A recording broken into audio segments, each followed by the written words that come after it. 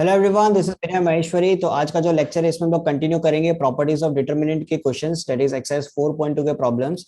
Already question number 2 तक हम लोगों ने कंप्लीट कर लिया है। अगर वो वीडियो किसी ने नहीं देखा हो तो मैं डिस्क्रिप्शन में लिंक शेयर कर दूंगा, आप वहां से देख सकते हो। तो आज का जो लेक्चर है हम लोग स्टार्ट करेंगे क्वेश्चन नंबर 3 के साथ। तो क्वेश्चन नंबर 3 में अपने को क्या करना है, without expanding find the value of this determinant. जो डिटरमिनेंट अपने को दिया हुआ है इसका वैल्यू निकालना है विदाउट एक्सपेंशन। ठीक है, तो बेसिकली अपने को प्रॉपर्टीज ऑफ डिटरमिनेंट का यूज करना पड़ेगा।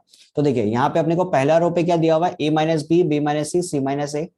फिर दूसरा रो में दिया हुआ है X minus Y, Y minus Z, Z minus X. तीसरा रो में दिया हुआ P minus Q, Q minus R और आर माइनस पी। ये अपने को दे के रखा है। ठीक है, तो यहाँ पे देखिए एकदम साफ साफ अपने को दिखाई दे रहा है कि अगर कॉलम 1, ठीक है, कॉलम 1, कॉलम 2 और कॉलम 3, इन तीनों को अगर हम लोग ऐड करेंगे तो हमारे पास क्या मिलने वाला, कॉलम 1, कॉलम 2, कॉलम 3 को अगर ऐड करेंगे will get zero in first column. ठीक है, कहने का मतलब अगर हम लोग फर्स्ट कॉलम में चेंज करते हैं, ठीक है, फर्स्ट कॉलम में अगर हम लोग चेंज कर दें C1 changes to C1 plus C2 plus C3, तो अब तो हमारे पास क्या आएगा,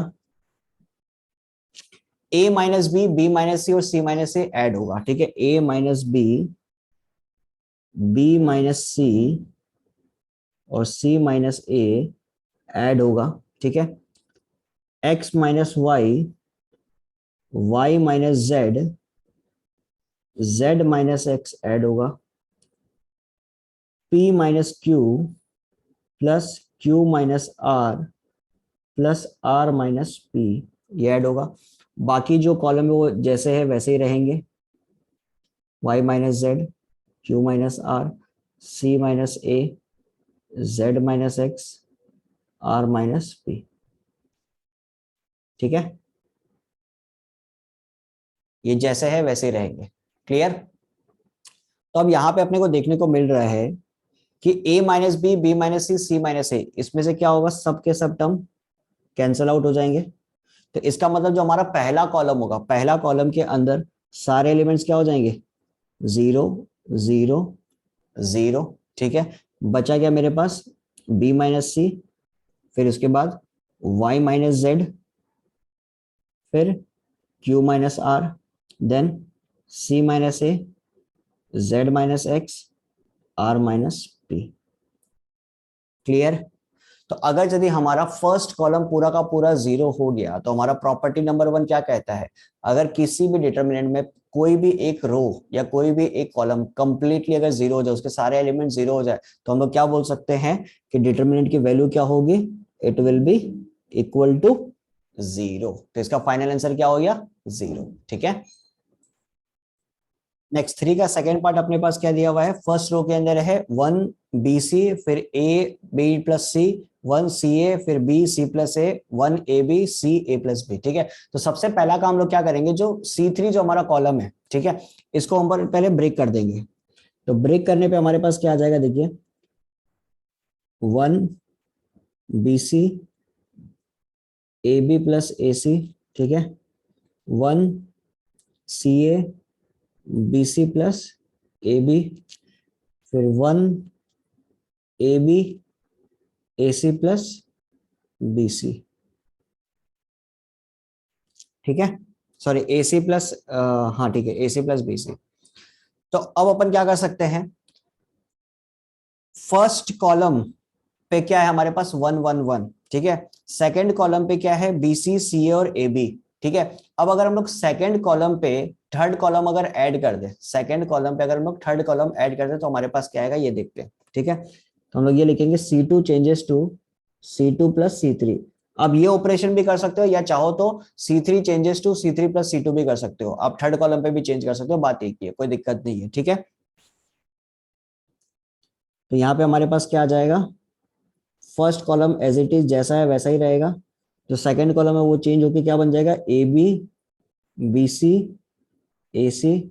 सिमिलरली इधर भी AB BC AC, फिर लास्ट कॉलम में भी AB BC और AC, और थर्ड कॉलम पे जैसा है वैसा ही रहेगा, AB plus AC, BC plus AB, फिर AC प्लस BC। सही है? ठीक है, अब अपन क्या करेंगे, सेकंड कॉलम को अगर हम लोग ऑब्जर्व करें, सेकंड कॉलम के सारे एलिमेंट हमारे पास सेम है, आइडेंटिकल है, ठीक है। तो ये जितने भी एलिमेंट्स है सबको अगर हम लोग बाहर निकाल दें, ठीक है, A B plus B C plus A C, taking A B B C and A C from C2, तो हमारे पास बचेगा क्या, फर्स्ट कॉलम पे 1 1 1, सेकेंड कॉलम पे 1 1 1, उसके बाद में A B plus A C, B C plus A B और ए सी प्लस बी सी, ठीक है। ये हमारे पास बचा। अब आप देख सकते हो जो हमारा पहला कॉलम है और जो हमारा दूसरा कॉलम है, C1 और C2, C1 and C2 both are identical.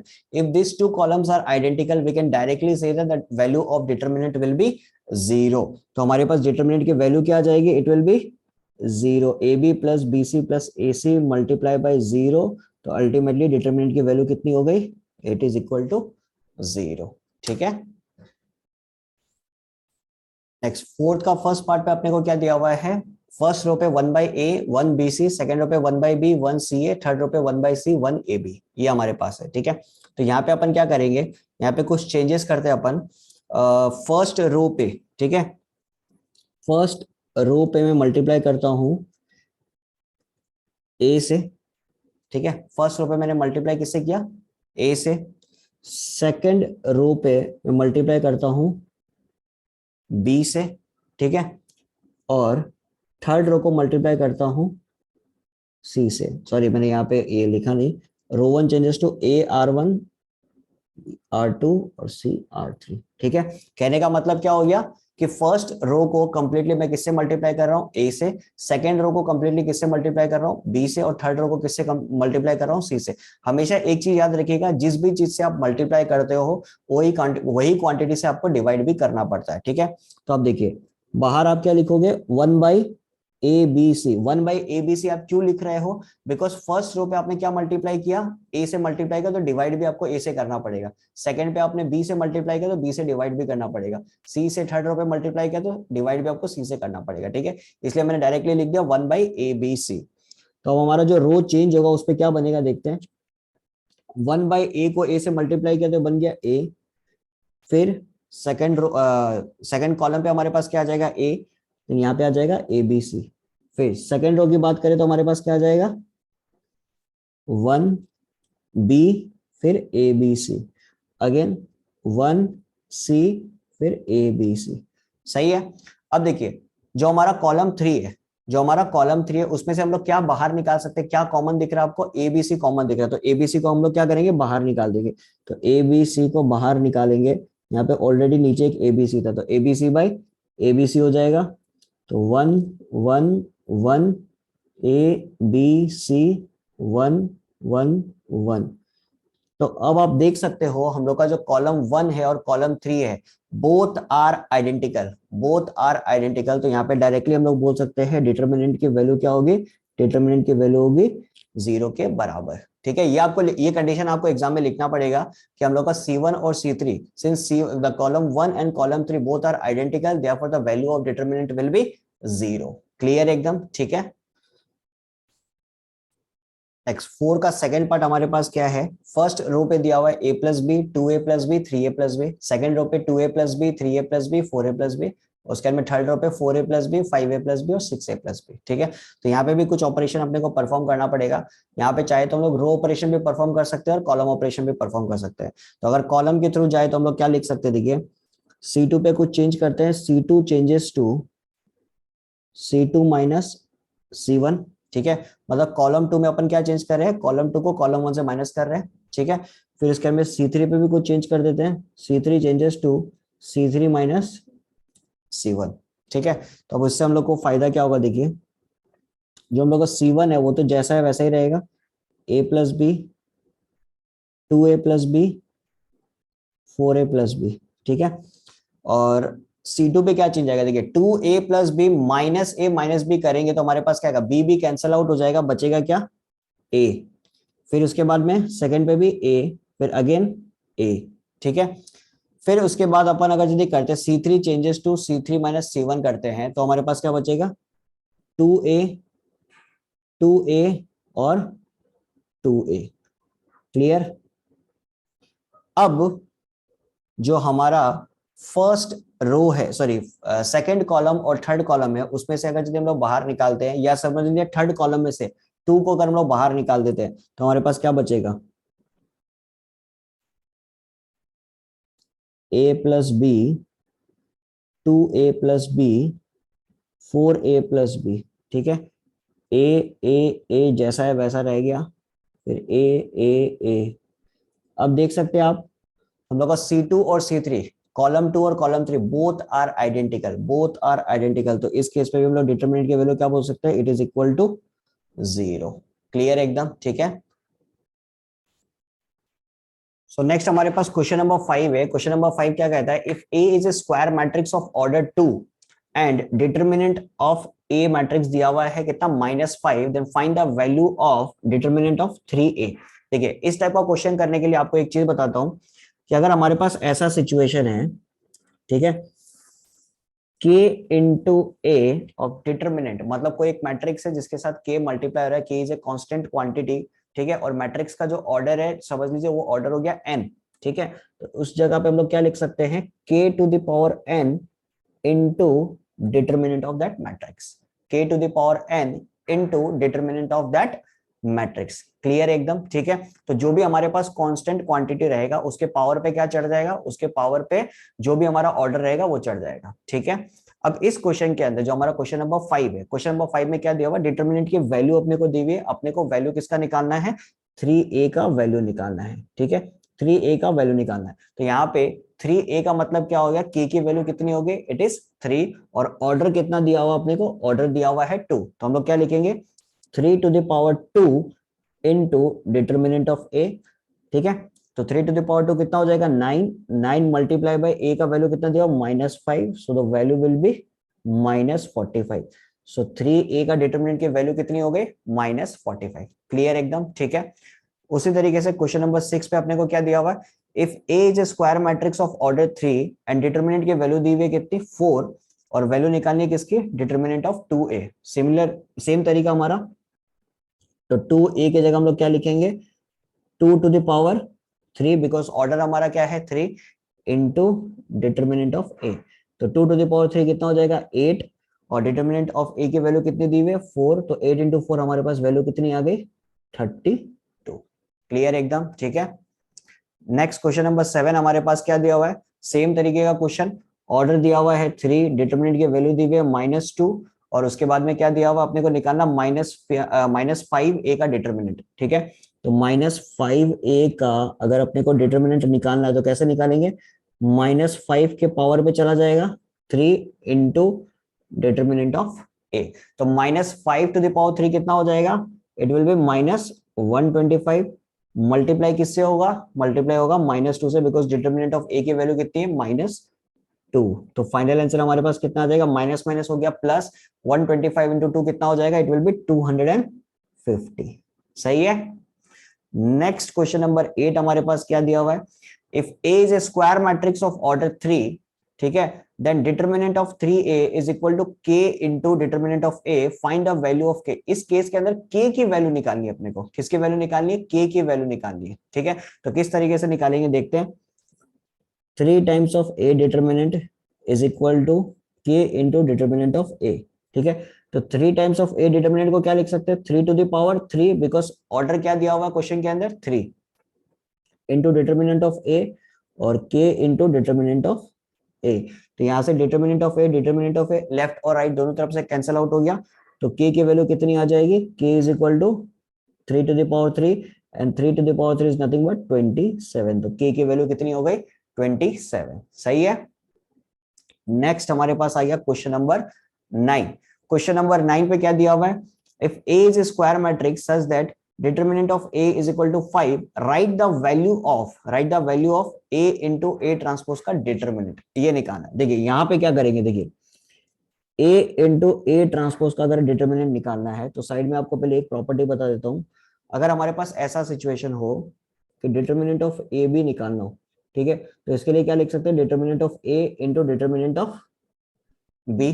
एक तो चीज हो गई है। उसके बाद में अपन ने ऑलरेडी प्रॉपर्टीज में पढ़ के रखा है कि determinant of a should be equal to determinant of A transpose. मतलब रो और कॉलम का इंटरचेंज करने के बाद में भी जो डिटरमिनेंट आएगा उन दोनों केसेस में वैल्यू क्या होगी, सेम ही होगी। ठीक है, तो इन दो चीजों का यूज करेंगे इधर। तो इसके जगह अपन क्या लिख सकते हैं, ए इंटू ए ट्रांसपोज। सही है, तो ए इंटू, अब ए ट्रांसपोज की जगह क्या लिख सकते हैं, ए लिख सकते हैं। ठीक है, अब डिटरमिनेंट ऑफ ए की वैल्यू ऑलरेडी हम लोग को दे के रखी है क्वेश्चन के अंदर 5, 5 इंटू 5 कितना हो जाएगा, इट विल बी 25। ठीक है, नेक्स्ट बढ़ते हैं क्वेश्चन नंबर 10 की ओर। 10 में क्या दिया हुआ है, if A is square matrix satisfying A into A transpose is equal to I, then write the value of determinant of A. ठीक है, ये अपने को निकालना है। तो इस केस के अंदर क्या करेंगे, देखिए A into A transpose is equal to I दे के रखा है। तो सबसे पहला काम लोग क्या करेंगे, दोनों तरफ राइट और लेफ्ट दोनों तरफ अपन लगा देंगे डिटरमिनेंट। ठीक है, तो दोनों तरफ डिटरमिनेंट लगा दे, क्या लिख सकेंगे, A into A transpose of determinant is equal to I का डिटरमिनेंट। ठीक है, अब ए इंटू ए ट्रांसपोज का डिटरमिनेंट है तो इसको हम लोग ऐसे लिख सकते हैं बाय यूजिंग दैट प्रॉपर्टी। ठीक है, और आई का determinant is nothing but one only, तो यहाँ पे हम लोग वन लिख देते हैं, कोई दिक्कत नहीं है। देखिए यहाँ पे प्रॉपर्टी फिर से बता रहा हूँ, ये वाली यूज कर रहे हैं। ठीक है, determinant of A B is equal to determinant of A into determinant of B, और साथ साथ में ये भी यूज करेंगे इज इक्वल टू ए। ठीक है, अब determinant of A into determinant of A transpose, तो इसके जगह हम लोग फिर से क्या लिख सकते हैं, डिटरमिनेंट ऑफ ए लिख सकते हैं by using the property is equal to क्या हो गया, 1। अब determinant of A into A, तो मतलब डिटरमिनेंट ऑफ ए का स्क्वायर हो गया। ठीक है, अब इस केस के अंदर हम लोग को निकालना क्या, डिटरमिनेंट ऑफ ए की वैल्यू निकालनी है। ठीक है, तो डिटरमिनेंट ऑफ ए की वैल्यू अब इस केस से क्या आ जाएगी हमारे पास, it will be plus minus 1। Clear है, यहाँ पे आंसर क्या आ जाएगा हमारे पास, प्लस माइनस 1। सिंपल सा तरीका है, अगर हमारे पास ए स्क्वायर इक्वल टू 1 होता है, ए स्क्वायर इक्वल टू 1 होता है तो ए की वैल्यू कितनी होती है, A is equal to plus minus 1, हम 1 लिखते हैं। ठीक है, तो सिमिलरली यहाँ पे भी वही केस है, डिटरमिनेंट ऑफ ए का स्क्वायर इज इक्वल टू 1 है, तो ऑब्वियस बात है डिटरमिनेंट ऑफ ए की वैल्यू कितनी होगी, it will be plus minus 1। ठीक है, नेक्स्ट हमारे पास है क्वेश्चन नंबर 11। क्वेश्चन नंबर 11 क्या कहता है, ए मैट्रिक्स दिया हुआ है जिसके अंदर कुछ एलिमेंट्स है x2 2x, और डिटरमिनेंट ऑफ ए क्यूब दिया हुआ 125, find the value of x। ठीक है, तो देखिए डिटरमिनेंट ऑफ ए क्यूब अगर अपने को देके रखा है 125, तो क्या हम लोग इसको इस तरीके से लिख सकते हैं, डिटरमिनेंट ऑफ ए का होल क्यूब, एक ही बात है। ठीक है, इज इक्वल टू 125। अब 125 को क्या लिख सकते हैं, 5 का क्यूब। तो इससे क्या समझ में आता है कि डिटरमिनेंट ऑफ ए की वैल्यू कितनी आ गई हमारे पास, इट इज इक्वल टू 5। ठीक है, तो डिटरमिनेंट ऑफ ए की वैल्यू हमारे पास कितनी आ गई, 5। अब जो हमारे पास मैट्रिक्स दिया हुआ है A is equal to X to 2x, अब इससे अगर मैं डिटरमिनेंट निकालूं तो मेरे पास क्या आएगा, एक्स स्क्वायर माइनस 4। ठीक है, it will B x square minus 4, और डिटरमिनेंट ऑफ ए की वैल्यू ऑलरेडी हम लोग निकाल के रखे हैं, कितनी है, it is 5 is equal to क्या लिखेंगे, एक्स स्क्वायर माइनस 4। तो एक्स स्क्वायर इक्वल टू क्या लिख सकते हैं, 9। तो एक्स स्क्वायर इक्वल टू 9 है, तो एक्स की वैल्यू कितनी हो जाएगी, it will be plus minus 3। I hope it is clear. तो क्वेश्चन नंबर 11 तक आप लोगों को समझ में आया। ठीक है, नेक्स्ट क्वेश्चन नंबर 12 पे अपने को क्या दिया हुआ, show that one root of the equation. ठीक है, show that one root of the equation, equation कहां से मिलेगा, इस डिटरमिनेंट को सॉल्व करने के बाद में प्रूव करना है कि one root of the equation is what, minus of A plus B plus C. ठीक है, तो अपने को डिटरमिनेंट क्या दिया हुआ है, ये पहले ढंग से देख लेते हैं।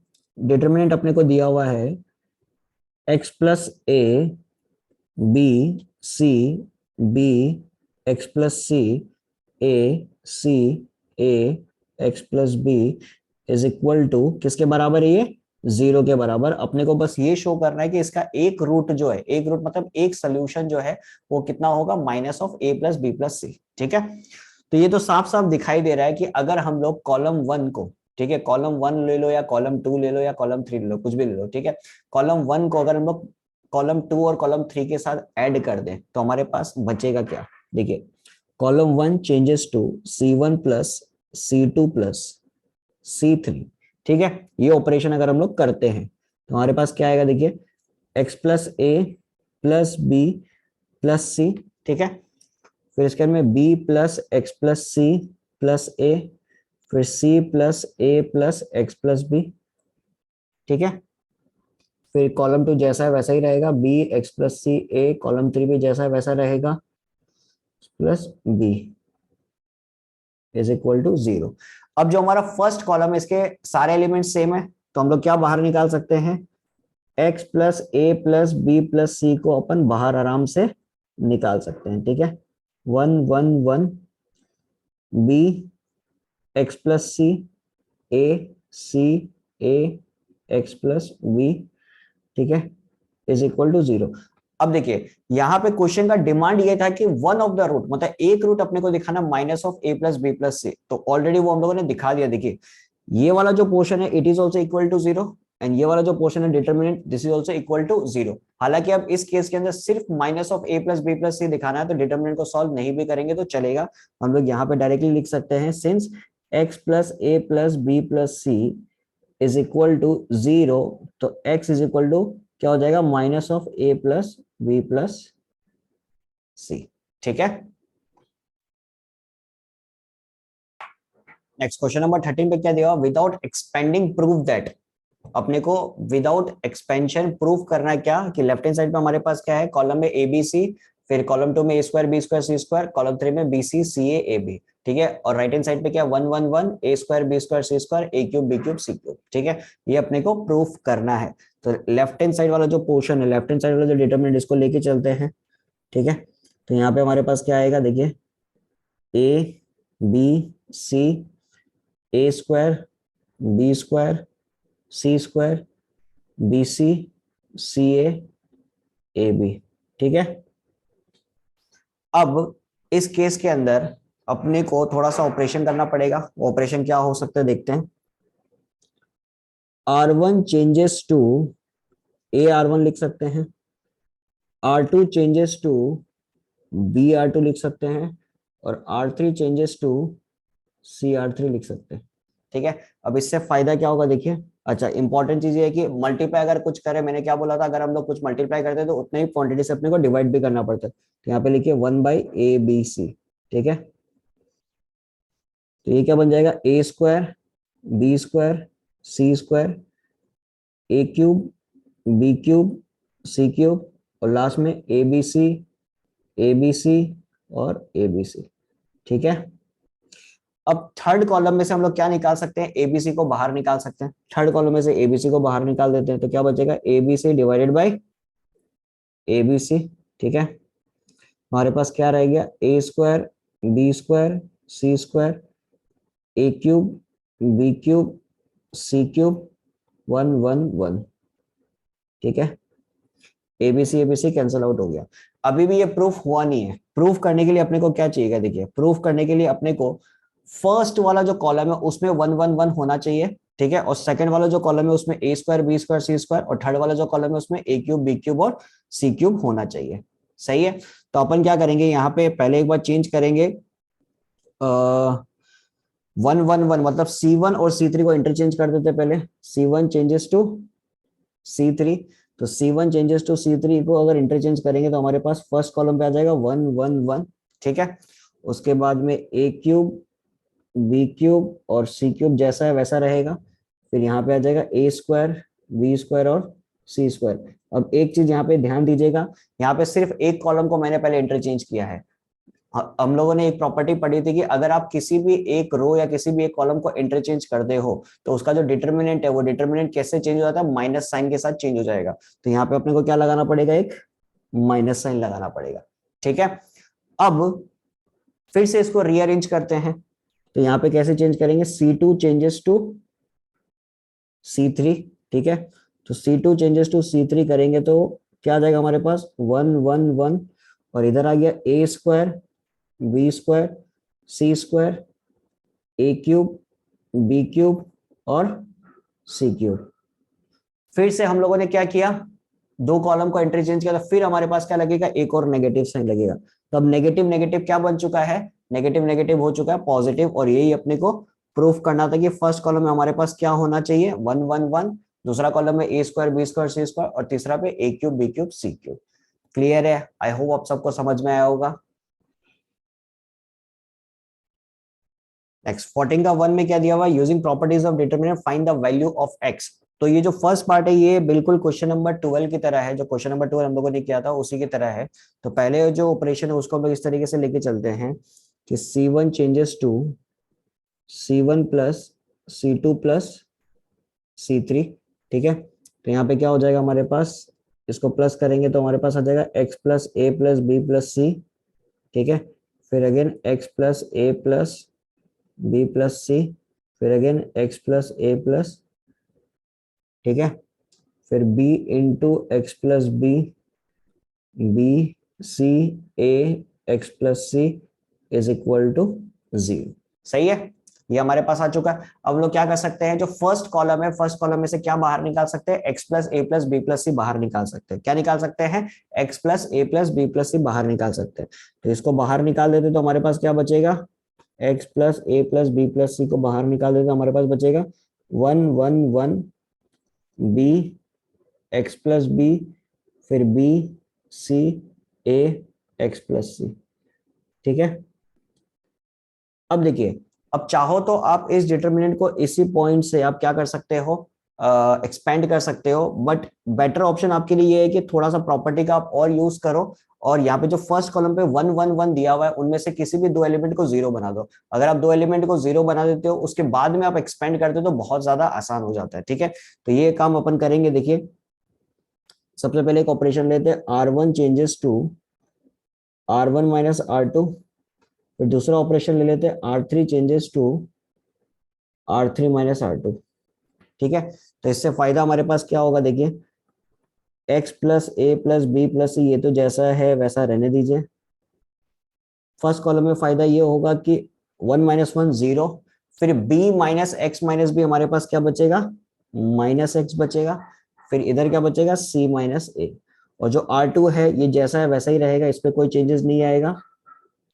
ठीक है, और जो R3 है इस पे क्या चेंजेस आएगा, R3 को हम लोग किससे माइनस कर रहे हैं, R2 से ही माइनस कर रहे हैं, तो 1 माइनस 1 0, फिर b minus x minus b हमारे पास क्या आ जाएगा, अगेन माइनस एक्स। ठीक है, फिर x plus c minus a, ये हमारे पास क्या आ जाएगा, x plus c minus a equal to 0।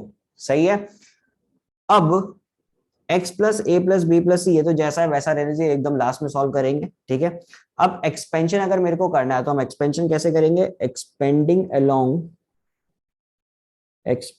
Along column 1। ठीक है, कॉलम 1 के अलोंग एक्सपेंड करेंगे बिकॉज नंबर ऑफ जीरोस इस पे सबसे ज्यादा है। ठीक है, तो कॉलम 1 के अलोंग अगर एक्सपेंड करेंगे तो आप देखिए, खुद देखिए, फर्स्ट वाला एलिमेंट और लास्ट वाला एलिमेंट इन दो के अलोंग एक्सपेंशन करने की जरूरत ही नहीं है, बिकॉज जीरो से कुछ भी मल्टीप्लाई होगा तो अल्टीमेटली आंसर क्या आएगा हमारे पास, जीरो ही आएगा। ठीक है, तो C2 मतलब ये जो बीच वाला इसके अलोंग एक्सपेंशन करेंगे तो क्या आ जाएगा हमारे पास, इस कॉलम को हटा दीजिए और यहां से इस कॉलम को हटा दीजिए। ठीक है, तो बचा क्या मेरे पास, लिखते हैं x प्लस ए प्लस बी प्लस सी। ठीक है, तो यहाँ पे मेरे पास बचेगा क्या, देखते हैं, माइनस साइन इसलिए लिख रहा हूं, सुनिए, माइनस साइन इसलिए लिख रहा हूं बिकॉज यहाँ पे किसके अलावा एक्सपेंशन कर रहे हो, जो नंबर 1 है, ये जो हमारे पास नंबर 1 है इसके अलावा एक्सपेंशन करें। ये कौन सा एलिमेंट है, दिस इज एलिमेंट 2 1, मतलब सेकेंड रो फर्स्ट कॉलम का एलिमेंट है। एंड 2 1 क्या होता है, मैंने आपको बताया था जब स्टार्टिंग में डिटरमिनेंट करवाया था, तो 2 1 का मतलब क्या होगा, 2 plus 1 is an odd number. Odd number अगर होगा तो साइन कौन सा लगता है, नेगेटिव साइन लगता है। क्लियर एकदम, ठीक है। अब देखिए, इसको एक्सपेंड अगर करेंगे तो हमारे पास क्या आएगा, माइनस एक्स मल्टीप्लाई होगा किसके साथ, एक्स प्लस सी माइनस ए के साथ मल्टीप्लाई होगा। ठीक है, फिर minus minus plus x multiply होगा किसके साथ, सी माइनस ए के साथ मल्टीप्लाई होगा, इक्वल टू में क्या हो गया, 0।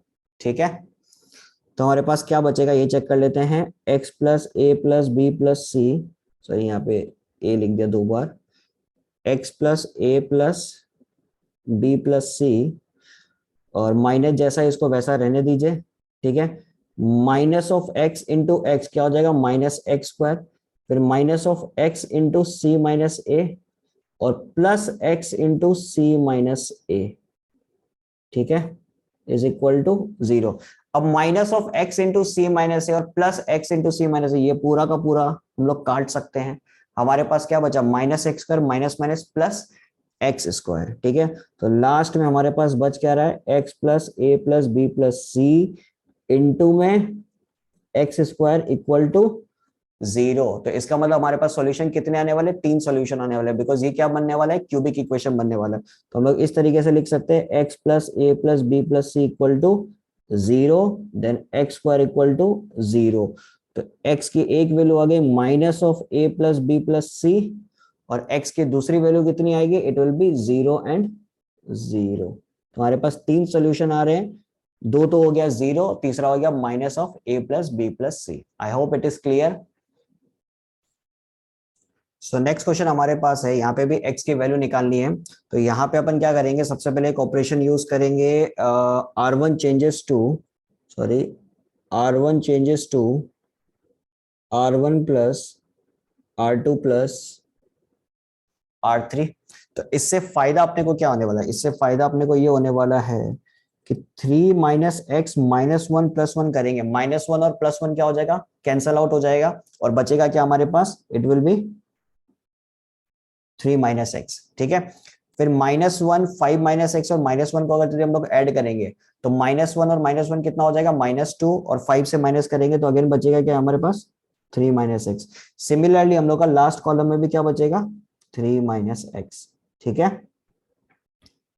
और सेकेंड रो जैसा है वैसा ही रहेगा, -1 5 माइनस एक्स -1 1 -1 3 माइनस एक्स। ठीक है, तो अब हम लोग क्या कर सकते हैं, 3 माइनस एक्स को रो 1 में से बाहर निकाल सकते हैं।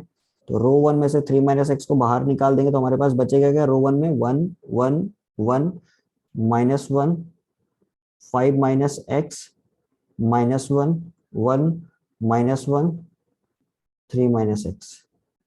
ठीक है, अब देखिए, चाहो तो अभी अभी आप एक्सपेंड कर सकते हो, बट इसको और इजी बना सकते हैं अपन। कैसे इजी बना सकते हैं, देखिए, रो 2 को थोड़ा सा ऑब्जर्व कीजिए, रो 1 को ऑब्जर्व कीजिए। 1 -1 है और 1 -1 है, तो एटलीस्ट 2 एलिमेंट को हम लोग आराम से 0 बना सकते हैं। ठीक है, तो हम लोग यहाँ पे लिख सकते हैं R1 changes to R1 plus R2।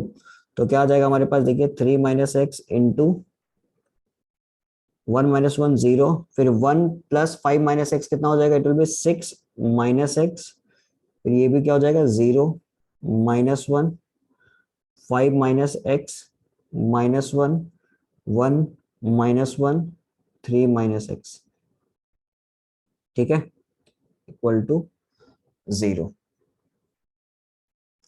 अब अपन क्या कर सकते हैं, देखिए, अब अपन एक्सपेंड कर सकते हैं along R1, expansion along, expansion along R1, R1 के अलोंग आराम से अपन क्या कर सकते हैं, एक्सपेंड कर सकते हैं। तो उससे देखिए, फर्स्ट एलिमेंट और सेकंड, फर्स्ट एलिमेंट और थर्ड एलिमेंट, इसके लिए करने का जरूरत नहीं है, बिकॉज 0 है, 0 से कुछ भी मल्टीप्लाई होगा तो 0 ही रहेगा। ठीक है, तो अपने को दिमाग लगाना है किधर, सेकंड एलिमेंट पे। तो सेकंड एलिमेंट का ये वाला जो कॉलम है ये डिलीट हो जाएगा, और फर्स्ट वाला कॉलम है जो डिलीट हो जाएगा। ठीक है, तो बचेगा क्या हमारे पास, ये देखना है, 3 माइनस एक्स।